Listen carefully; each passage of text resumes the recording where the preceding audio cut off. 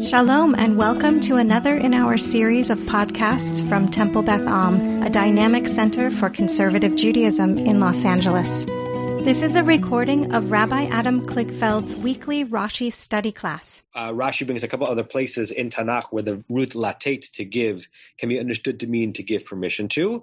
And we stopped right before Rashi gets to the yesh mefarshim. Okay? Everyone see that? We're about 4 or 5 lines into that Rashi. I think that's where we stopped. I don't remember who was reading last week, but doesn't matter. We'll pick someone else. Carol, are you available to read on Yesh Mefarshim? Yes, I'm available. Good. Boker Tov. Boker Tov. V'yesh Mefarshim, v'lo biyad chazaka, v'lo bishvil sheyado chazaka. Ki me'az eshlach et yadi, v'hekiti et Mitzrayim, v'gomer. Okay, so pause now and try to translate those phrases first. Okay. So there are those who explain the not or if only with a strong arm, not I don't know, not because not because that I have a strong arm. I'm not following this. It's hard, right? So first thing, I would put quotation marks around the velo biad chazaka. Some would explain that the phrase, the last 3 words of the verse, velo biad chazaka, which Rashi already said probably means unless I show Pharaoh my strong hand, should be rather understood as lo bishvil sheyado chazaka, not because his hand is strong. Who's the his in this sentence? Counterintuitive. Pharaoh? Pharaoh, right? Some would say, don't read these last 3 words as meaning he's not going to send you out unless I show my strong hand, but rather read it as he's not going to send you out. And the reason he's not going to send you out doesn't have to do with the fact of his power, not because he's so strong, right? Lest you think that this is like a battle of equals, me versus Pharaoh. And the reason why he's not going to release you is because he's so mighty. That's not the reason. Lo biad chazaka, not because of Pharaoh's strong hand. Ki me'az, now translate that phrase. Okay, because from, or as soon as, or when I will send my hand and I will smite or whatever, hit the Egyptians, etc. Correct. And if you look ahead, that is the next verse, right? So if you look at the verse we're about to read, verse 20, all Rashi is doing here is quoting the next verse in the Torah. We'll read it slower in a moment. But what does the next verse say? V'shalachti et yadi, I will extend my hand, v'hiketi et Mitzrayim, and I'm going to, smite Egypt. And we know what's going to happen. At the end of that smiting process, it's going to be very clear that Pharaoh did not have a very strong hand and had no way of preventing those smitings. And since I, God, know that that's what's going to happen, and now Rashi brings how Onkelos translates our phrase velo biad chazaka, mitargaminan oto velo mean kodem de chiliyat takif. Good. So that's Onkelos' translation of the last 3 words of our verse, velo biado chazaka, velo biad chazaka, and Rashi says Onkelos translates in a way that makes it clear that the hand strength we're referring to here is not God's but Pharaoh's. Velo mean, and not because of, kadam, as a result of, dechele, that his power, whose power? Pharaoh, couldn't be God's power because God's the one speaking, takif, is strong. Right? So we are in God's quotation marks. The word itself in our verse does not have a possessive pronoun. Velo biad chazaka, without a strong hand. Onkelos translates that in Aramaic with a possessive pronoun. Chele. Chayil is strength, like Eshet Chayil, a woman of strength or valor. Chele, or even like a Chayil. A Chayal is a soldier, someone who shows weaponry and strength. But the Yud Hey ending in Aramaic is his. So by Onkelos translating it as not because his strength is great, the his has to be Pharaoh's. Okay? Read the last phrase, which is like an interesting side note, and then we'll come back and investigate what Rashi just said. Mishemo shel Rabbi Yaakov b'Rabbi Menachem ne'amar li. Okay. Is this sort of as this was told? He telling his sources. Yeah, it's so interesting, right? One out of every 1,000 comments, Rashi, gives us a bibliography, right? And Rashi usually doesn't even quote the midrashim from which he's taken these things. Like we rely on the 20th century annotators to find the midrashim, and we see those in the footnotes. And here Rashi wants to be malamed zchut, as we would say in yeshivish, right? To bring honor and merit upon the person who's the origin of the ideas. There's a concept in the Talmud, hamalamed b'shem omro mevi et hagula, that if you share something in the name of the person who taught it to you, you help bring the redemption. Right? We quote our sources, and all of a sudden, the end of this comment, this last thing, right? Reading Onkelos that way and reading V'lo b'yad chazakah not the standard way. I learned it from the name of Rabbi Yaakov, the son of Rabbi Menachem. I have no idea who that is, and I think most, maybe there's a subculture of Rashi scholars who know who it might be. I certainly don't, and it's interesting. It's tucked in here, and it doesn't even seem to be like in that category of attributed to Rashi, but probably not Rashi. This appeared, right? I was looking at the other book. We don't have a footnote on this, that it's not in the, so in the footnote 97, in Tfush Rishon, Menachem ben Rebbe Yaakov. So it was just written slightly differently. But we've got this name in the original manuscript of Rashi. Doesn't really add much, but it's an interesting insight into how Rashi operated. Okay, let's go back. Carol and whoever, what is being added here, and what's your reaction to it? Well, can you? I got lost in trying to translate. Can you summarize? Because is it that Onkelos is saying the opposite of what Rashi was? Rashi is bringing a counter understanding to this phrase, which goes against like our instincts as to what the phrase means. And then Rashi says, and Onkelos understands that way as well, right? So to simplify it, Rashi's first comment, what does this mean? It means that that Pharaoh is not going to let you out unless I show him my strong hand, right? That it's going to be, listen, both of these comments it's going to be because of me, Moshe, that you're going to be released. But the way I understand the verse is, it's not my strong hand that's going to make it happen. A second way of understanding it, which with the same basic meaning in terms of the story, is he is not going to let you go, and not because of his might. That's not the reason that he's going to, that this story is not going to develop because of Pharaoh's might, but because of my might.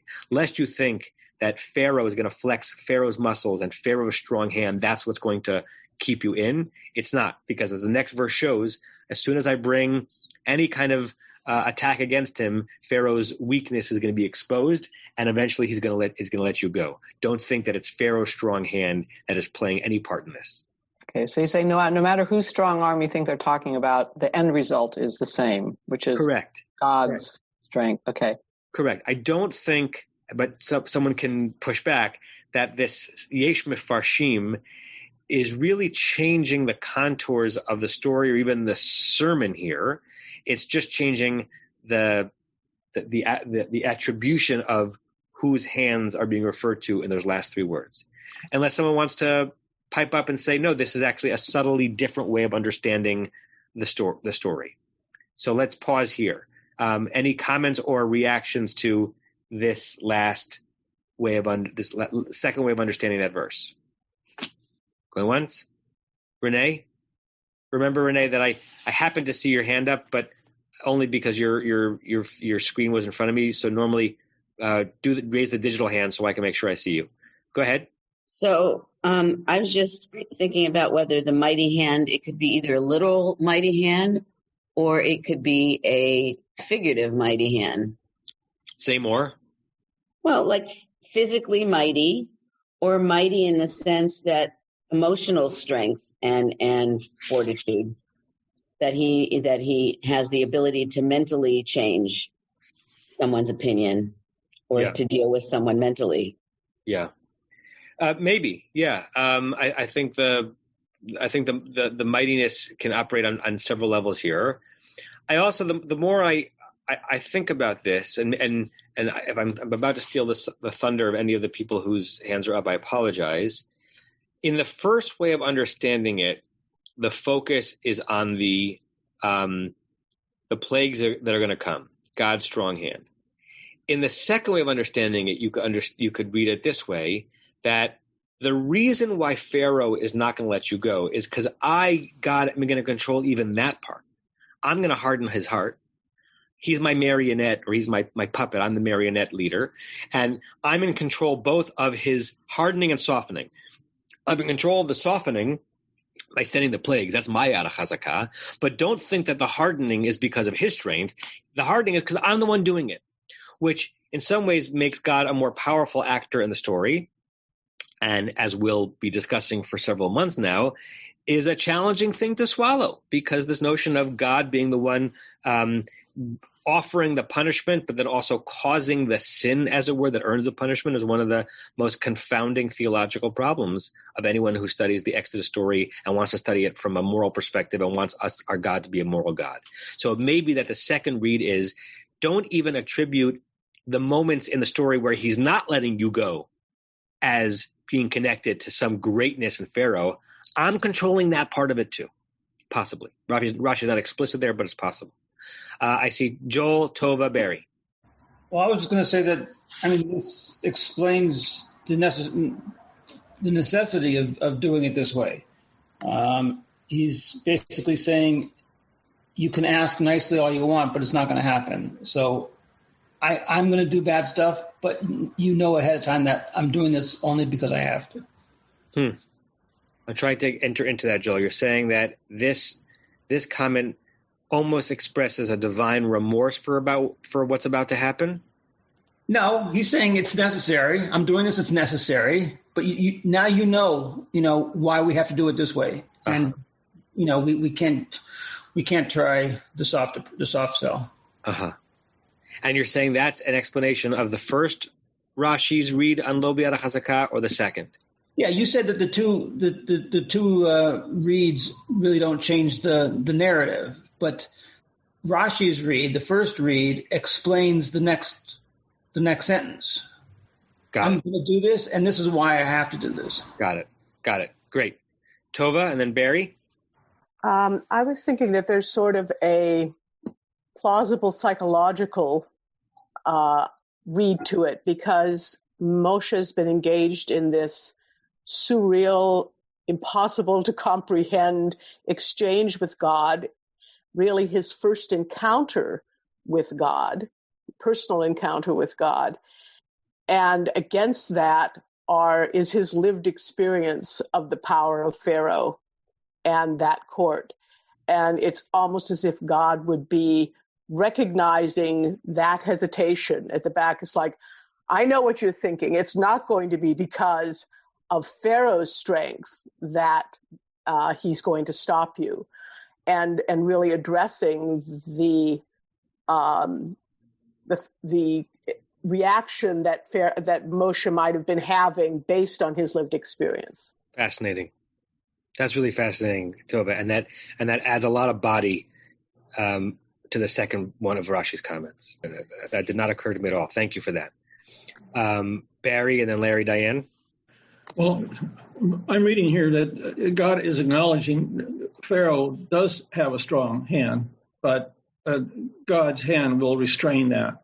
So Pharaoh's strength will have no play in what's going to happen. So by mentioning Pharaoh's strong hand, it shows that you might think, since Pharaoh's a powerful person, that you think it's Pharaoh's power that's the one who's operating this, but actually it's not because of that. It's because, to quote Mel Brooks, there's something bigger than Phil, right? I'm bigger than Pharaoh. No, excuse me. I just think God is acknowledging that the Pharaoh does have a strong hand, but that hand will be restrained. Pharaoh's strong hand will have no play in this. Yeah, but he does have a strong hand. Right. So we're doing sub-surgery on that second comment of Rashi, and even on the Onkelos, when Torah says, and not because of his strong hand, even that can be understood two ways. Which, way one, don't think he has a strong hand, even though it'll look like he does, or he does have a strong hand, but this isn't happening as a result of that strong hand. And you're in that second category. Great, Barry. Larry, Diane, then Joanna, and then I actually have a question off topic for this group that I've been a logistical question. I want to not forget to ask it, so I'm gonna borrow 40 seconds of the class to do so. Larry, Diane. So we've been on this beginning of this, reading on this chapter for so long. I feel like I'm repeating my perspective. I have to keep going back and reading from the beginning because we had these parts where this was the quote within the quote within the quote. Right. So I don't think that a careful reading supports what I'm going to say. But if you imagine that God, the character, okay, it's God the character, is talking to Moshe and they are conspiring to what they're going to do when Moshe goes back. And he's telling the elders what's going to happen. Now, at some point, if you read it in one way, you'll say he's no longer talking to the elders. God's talking to Moshe about what's going on. But I think that God is actually talking to Moshe about what he's going to tell the elders that they're going to do. And he's warning the elders that we're going to ask to go out, but it's not going to be so easy, that there's going to have to be a strong hand. So it's not that he's explaining himself to Moshe in my possible reading of this. It's that he's giving Moshe the argument or the tools to be able to convince the elders to go along with his long scheme, the long plan, and that it's going to be, it's going to take the plagues. He hasn't enumerated the plagues, and I'm jumping ahead, not giving anything away because you all read this, because the reward is there. And what's the reward is they're going to go out with all this wealth. Wait, they eventually leave? But so I don't know whether they really can support this, even from the reading of the text, let alone the whether it makes any sense in terms of the story. But I think that there is a point to be made that God God the character is explaining to Moshe how he's going to convince the elders, and that's what this is all about. First of all, Larry, I love your style here, the humility of saying, I don't know if the text I'm interpreting supports the interpretation I'm about to give, but here it is, which is in some ways the antithesis of so much intellectual discourse these days, which is that I'm certain that what I'm about to say is the only possible way of understanding the situation. So I appreciate that. I actually think that you're right-ish in the sense that if you track the quotation marks, we are indeed in the place of the sentence where God is telling Moshe what to say to the elders, right? The personal pronouns here are plural, right? In verse 19, V'ani adati, I singular God, know, ki lo yitain etchem, that he will not let you, plural. This is not God speaking to Moses and Moses representing everybody. This is what God wants Moses to say to the elders in God's name. So yes, you can read it, and I like that little step aside. That's really the way it's like a step aside. Yes, God, the Kadosh Baruch Hu, but in some ways, on a literary level, God is it's kind of weird to say this, but we read this on several levels, is a character in the story, right? God is the author of the story and a character in the story simultaneously, right? That's the deliciousness of studying this text as religious Jews who want to find divine import, inspiration in these words, and also are reading it as a very nuanced and layered literary text. And I think that both of those methodologies we come to, honestly, it's exactly what Chazal, what the rabbis were doing, and their theology was much more complex than 20th century Haredi Judaism, I think, suggests. So yes, God, this is we've seen as God the character, not conspiring with, but strategizing with Moshe for how to get the elders to agree to this plan. So yeah, despite your having debunked your own theory before you articulated it, I think the theory has some merit. Joanna.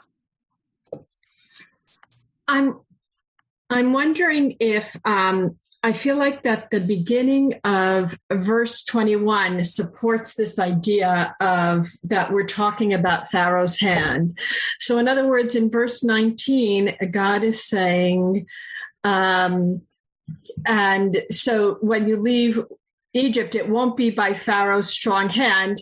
And then sort of like in my mind, there's like a little ellipsis, like a few missing words before verse 20. So like, let's backtrack now. And let me tell you how this is all going to unfold. I'm going to send all these incredible wonders.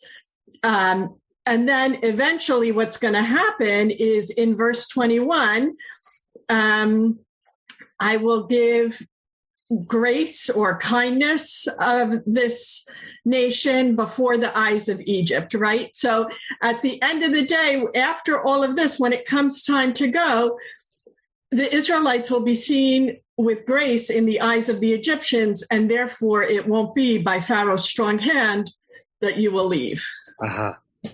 That's also subtly different, right? That lest you think that not only in the non-leaving, that that's because of Pharaoh's hand, on the leaving, don't think that it's because Pharaoh somehow used Pharaoh's authority and musculature to send you out. It's actually the reverse. There's going to have been a softening of the Egyptians' experience of you, and you're going to leave with grace, and Pharaoh's strength will have had nothing to do with it. Yeah.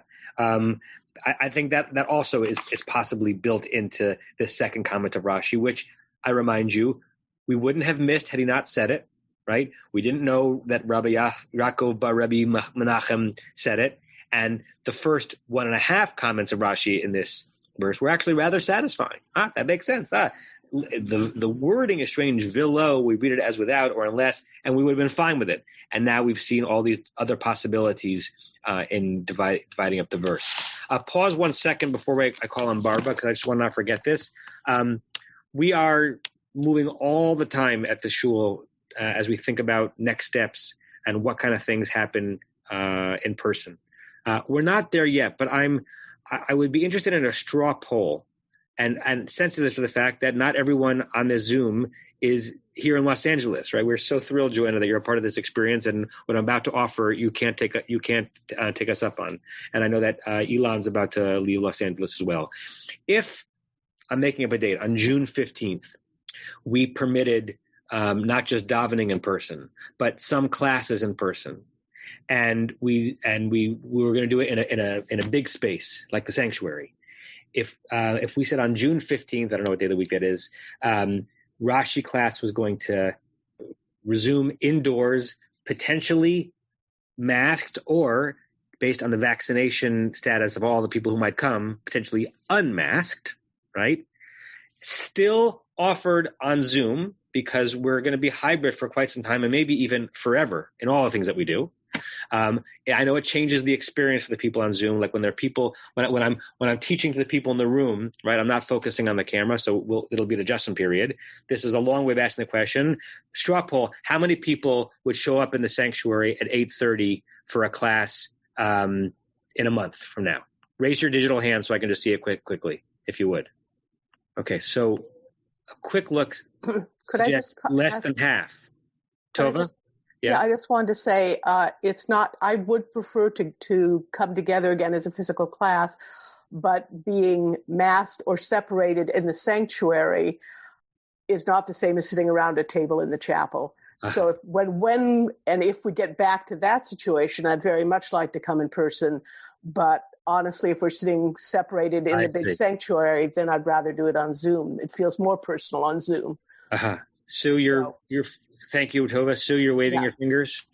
Yeah, I want to agree with Tova. If we're, I'm sort of in that space. If we're all vaccinated all together, I would be much more enthusiastic. I don't want to sit 100 anybody wearing a mask in the sanctuary to talk about this stuff. I would be all the more all on board if we were come together to study and not be masked each other. I support that also. I actually love it. Not having to get dressed, race over to the shul, come home. It saves time to me. So I'm enjoying Zoom, and frankly, I love Zoom, not just enjoying. Barbara, we do not need the details of how dressed or undressed you are right now. I'm dressed. Okay. So certainly in this first phase of reopening, we're also going to continue to do Zoom and live stream. And we're talking kind of big things in institution as we imagine really changing the contours of the size of the institution and trying to imagine members of the community who are not necessarily local, but who like the Torah and the davening that we offer here. But as I said before, it does change it because like even Daily Minyan now, we're now doing Daily Minyan hybrid Zoom and in person. And I know that for the experience, for the people who are on Zoom, it's a little bit less intimate and direct because the people leading are not looking into the camera. They're dealing with the live people in the space. But it's doable, but it's different. So if I reframe the question, how many of you would come once we can be in Pilch Hall around a table unmasked? And let's say that the county permitted that in 6 weeks. I don't know if we're going to get there yet, but let's say the county did. How many of you would be comfortable doing so if everybody were vaccinated? Or more hands. Okay, interesting. All right, that's helpful. I think we're getting close. I think we're not there yet. I think we're getting close. We're now in the yellow tier, and I think that things are opening up even more. And I just wanted to know, and the reason why I'm asking is this would be one of the first things we would try because it's a regular thing, and it can happen in actually several different rooms in the institution. Pilch Hall, by the way, is not available until at least the school year is out because the school has kind of commandeered every room in the building except the sanctuary right now, and we're thrilled with that. We're so glad school can take place. But right now, like we couldn't offer our old room until the school year is over. Okay. Thanks. You can lower your hands, and let's go back to Barbara. You actually had your hand up about the content. I just actually have a question that's bothered me for many years, and that is, in this sentence, God is telling Moses that we're not going to, the Jews, the Hebrews are not going to get out right away. It's going to be a fight, basically, to get out. And he doesn't say how long it will take. We know that it takes 10 plagues to get out. But why doesn't God, what did God want? Why doesn't God just want to let them go? What was that? Is there anything that you can tell me in what rabbis have talked about that the reasoning for not letting them go right away? Yeah. I mean, that's the question, right? Tomes have been written about that, Barbara, right? This is our liberation moment and our birth story, right? And our birth story is plagued, pun intended perhaps, with very painful theological notions, which is that our assumedly omnipotent God toyed with a Pharaoh and with Pharaoh's people when we can imagine that God could have done it without any of the plagues or with just one. It's problematic, right? So it's hard for me to synopsize literally thousands of pages of rabbinic material on that. If you actually want a rather good synopsis of it, there are one or two places in the Eitz Chaim Chumash, in the Drash section. You know, our Eitz Chaim has two levels of commentary in each page. Above the line is Pshat, and below the line is Drash, and the Drash section was, I think, curated by Rabbi Harold Kushner. There are a couple of places on the phrase hardening of hearts, where Rabbi Kushner brings together in his wonderfully brief style a couple of the dominant rabbinic positions here. Right? One of the ones that come to mind, and none of these will be completely satisfying. So as I offer them, I don't want you to think I'm offering them as like the extension of my dominant theology, is that God needed to have a people who, once freed, would have as many reasons as possible to believe in and trust and have awe for the new Pharaoh, right? Because God is the new Pharaoh, just a benevolent Pharaoh. God is a new master. We've discussed this many times. I've given many sermons about this, right? They did not emerge from Egypt into the wilderness with no bindings. They emerged from Egypt to Sinai, where they got rebound, right? When we wrap our tefillin on our fingers, it's a wedding ring, yes, but it's also bondage. It's shackles. We are obligated to God.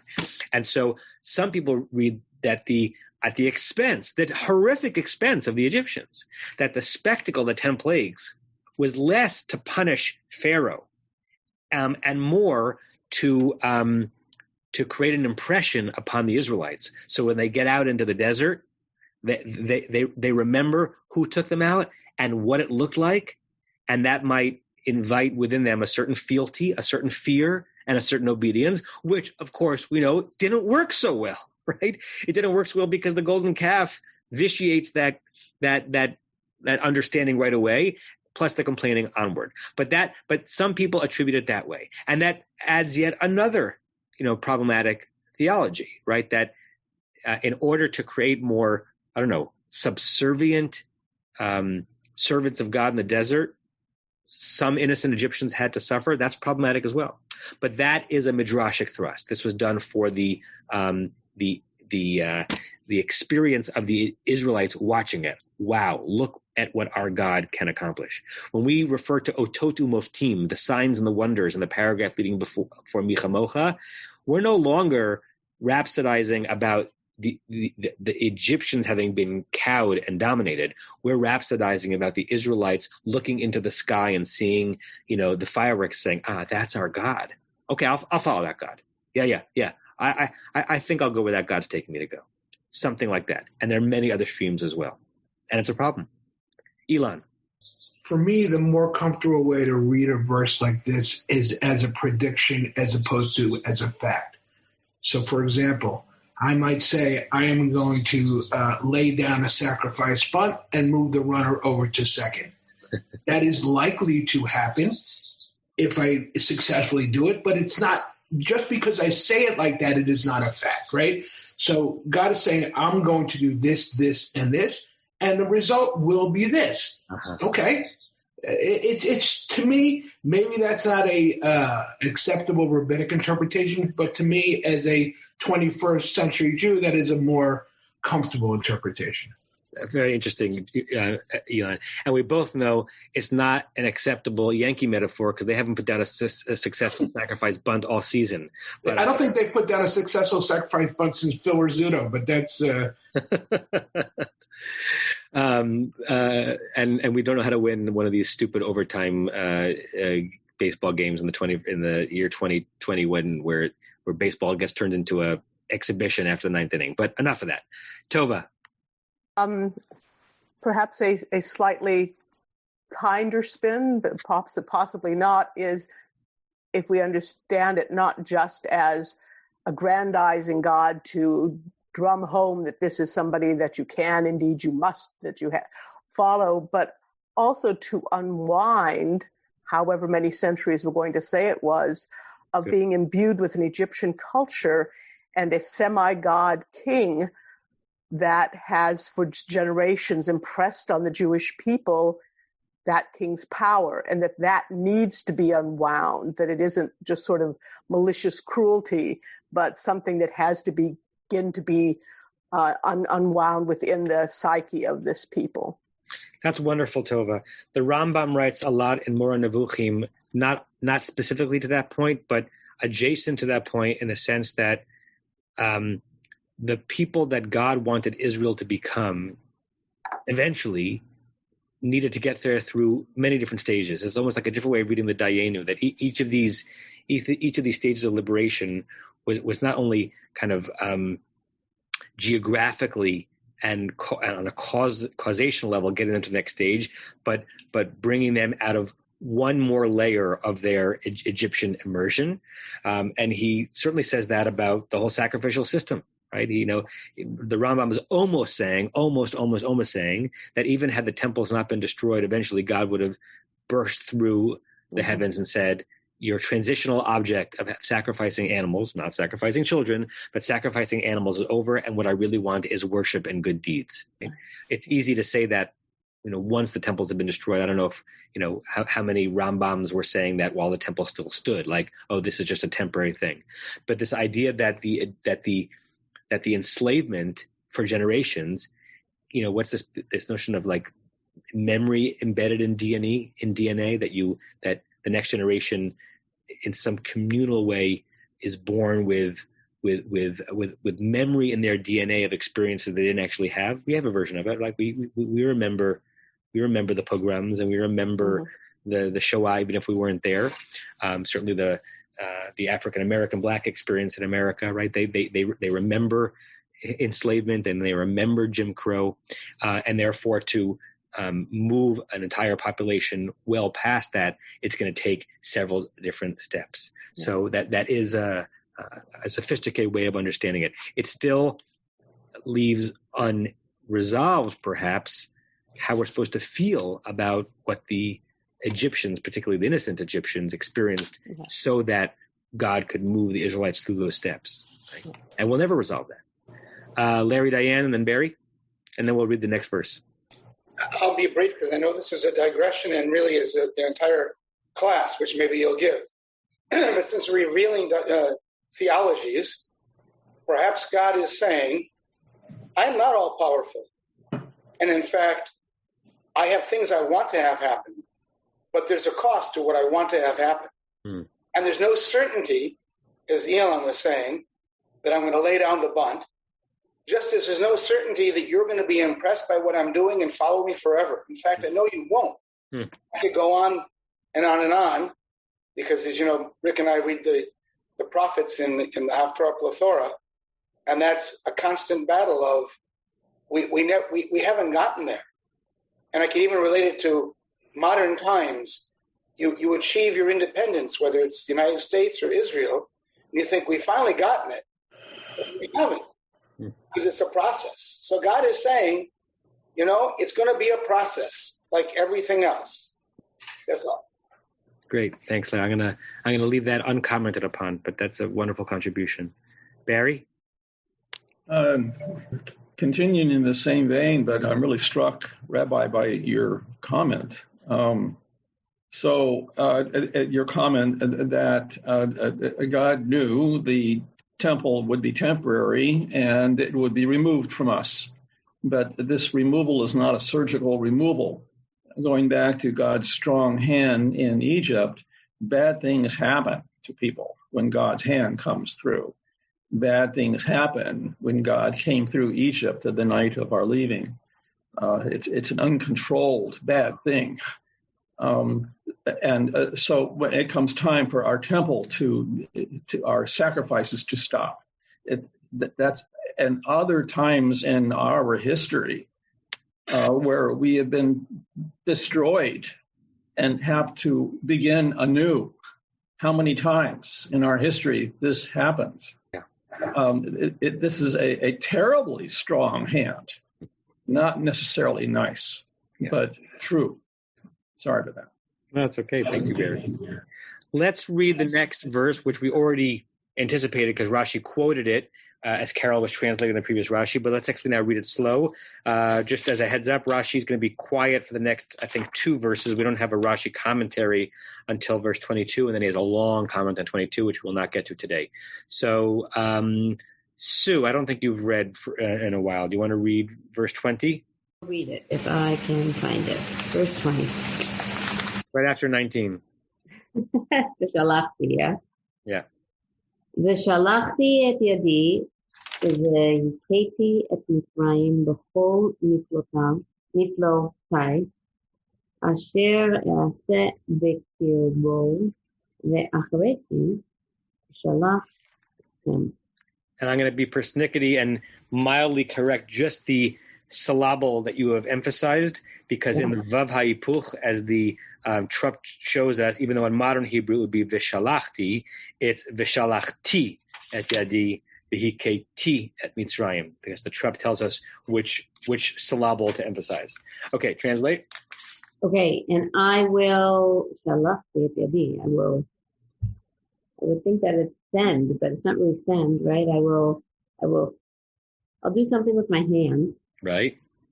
And I will smite the Egyptians with niflaot, with all wonders, with all kinds of wonders.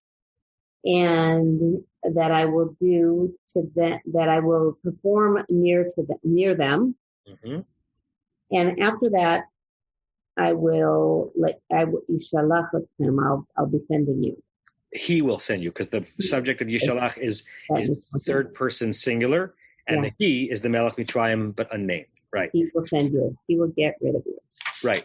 So, but if that's Yishalach, so Yishalachti, there's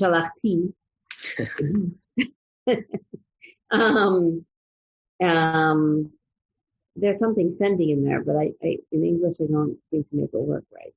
Yeah, so we'll look at some translations and see how many of the translations use the same English verb to translate both uses of the root lishloach in this verse, because you properly hesitated to figure out how to actually literally translate v'shalachti yadi. The second yishalach is more clear. He will send you, and the English word send works there.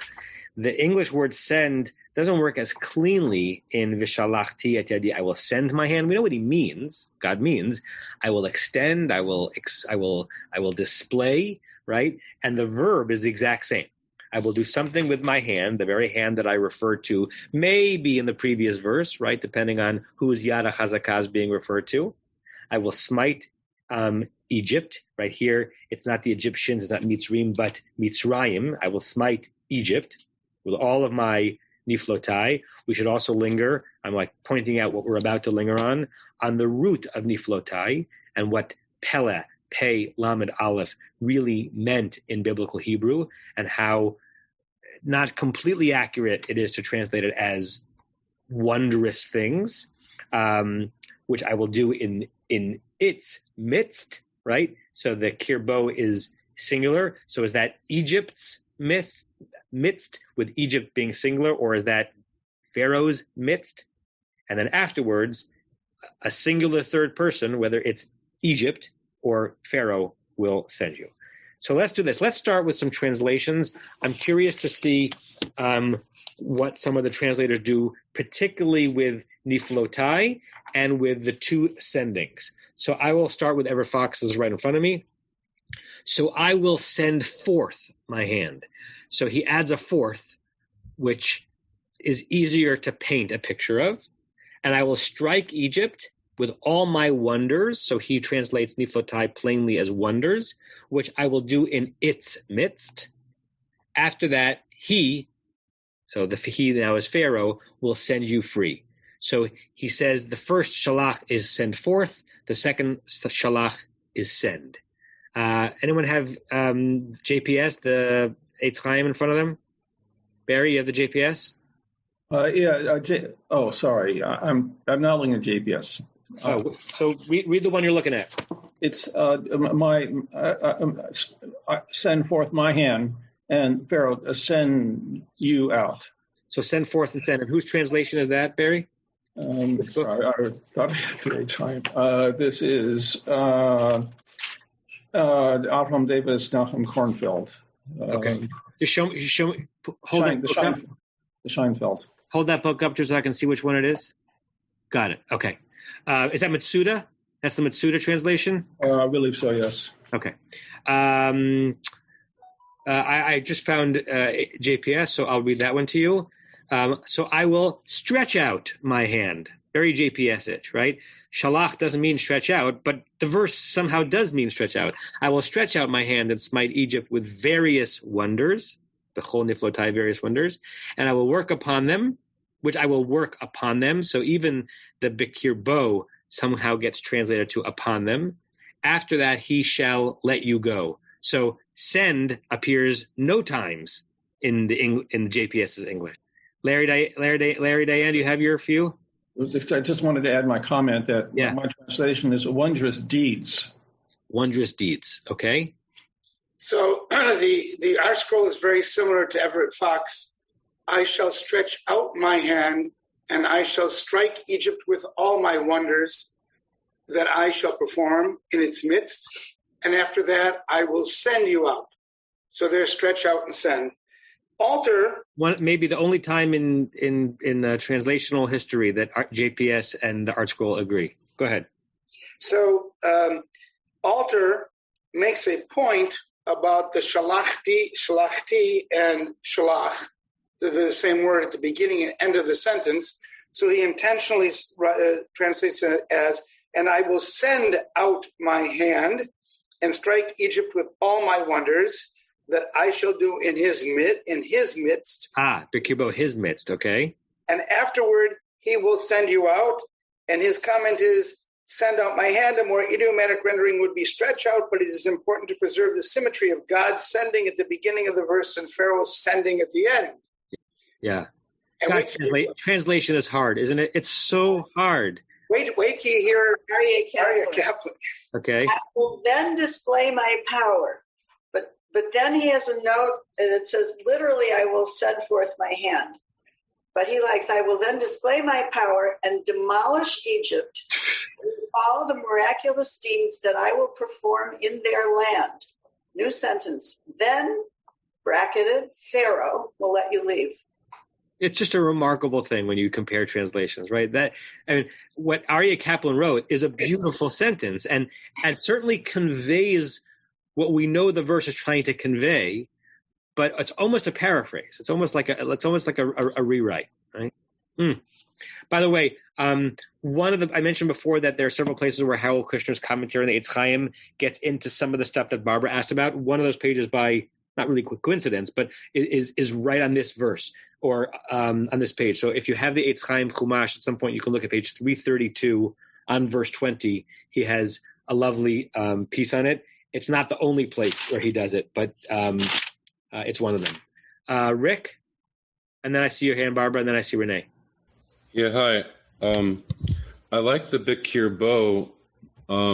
Within him is the way I want to translate that, because it's inside Pharaoh that a lot of the battle is going on, whether to let them go or not. And I don't know if I mentioned this before, but I have a couple of Egyptian spell books and books on religion, and one of them had the thing that Pharaoh used to pray to their god, his gods, for strength and to make his heart strong.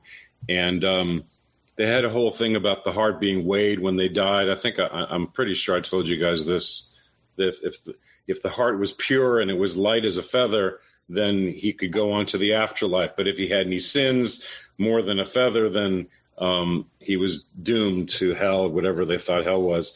But anyway, God working on with Bikirbo, within him, it was his struggle. Should I be hard-hearted? And what's the best for my people, for Egypt? Is it to keep these slaves and go on, or is to let them go? And he was always praying for strength. I got that from Rabbi Jack Reamer when I was a kid, to attribute that idea. It's not mine, but the hardening was a self-hardening, and he was praying to his own God to give him strength to stay strong. So I like that the Bikirbo emphasizes that or reinforces it. Yeah, I also tend to think that the Bikirbo is suggesting something a little more intimate than some of these translations are making space for, right? It can't, because Kerev is such a great root, close to internal. You denude it from its power when you just call it in its midst, or as JPS does, that I will work upon them. Kerev is closer in than that, right? Whether it's as far close in as you were describing, Rick, or something else. That I think that root is inviting a more intimate look into that scene. That is also connected to bringing sacrifices, korban, and bringing things close. So there's something else going on there too. Right. I don't know. Right. Barbara, were you next? Well, I just was going to read what Safaria said. Please. Which was, so I will stretch out my hand and smite Egypt with various wonders, which I will work upon them, which you just commented upon, that doesn't quite fit with the Bikirbo. Right. So Safaria's translation is the JPS translation. So Safaria is most often going to match what we have in the Eitz Chaim. Yeah. And that too was an interesting choice by Safaria to figure out which is going to be their standard English translation of the Torah. Renee and then Tova? Saperstein says, I shall send forth my hand, and I shall strike Egypt with all my wonders that I shall perform in its midst, and after that he will send you out. So send forth and then send. So we've got several that have gone that direction. Send forth and then send. And of course we have several that have neither send, that don't mention send in either of the two places. Tova? I just have to mention it because it's different than anybody else, but Silberman seems inappropriately to translate it as I will smite the Egyptians rather than Egypt. And then with all my wonders, which I will do among them, even though it's Bakir Bo. And he really seems to be going, because Mitzrayim, it's Mitzrim if you're talking about Egyptians, and Bakir Bo is not them. So I don't know if he's relying on, in fact, it's going to be individual Egyptians who will be, and therefore he's translating it that way, but it's odd. Yeah, there are several things that could be going on there. The one is reading Mitzrayim as Mitzrim, which Mitzrim could be written with one vav or with That's true, two vav. Yeah. The Bakir Bo is harder to read anything other than singular. Yeah. But then let's also think about we have a nation. Like, I don't know, I'm remembering Cold War rhetoric, right? We're gonna, when we're gonna destroy Russia, or when they're gonna nuke America, they're using the singular to describe the catastrophic loss of life amongst the actual citizens of the polity, right? Like, it's not that the country is going to be destroyed, or it's going to be destroyed because of the individual suffering within it. So I wonder if that's Saperstein. I wonder if it's Silberman. I wonder if it's just playing with this notion that when you say that I will smite Egypt, what you mean by that is you're going to smite Egyptians. You're not striking the palace per se, or the concept, but the people who make up the country. Right? Okay. Let's call it, because it's 9:29.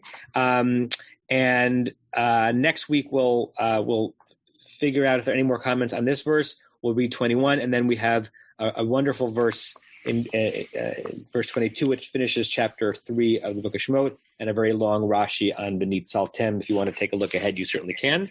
And hopefully that question I asked you in the middle of class will become more relevant soon, and we'll be back studying together. You have been listening to another in our series of podcasts from Temple Beth Am, a dynamic center for conservative Judaism in Los Angeles. If you enjoy these podcasts, we invite you to write a review on the Apple Podcast site or wherever you get your podcasts. For more information about Temple Beth Am Los Angeles, go to tbala.org.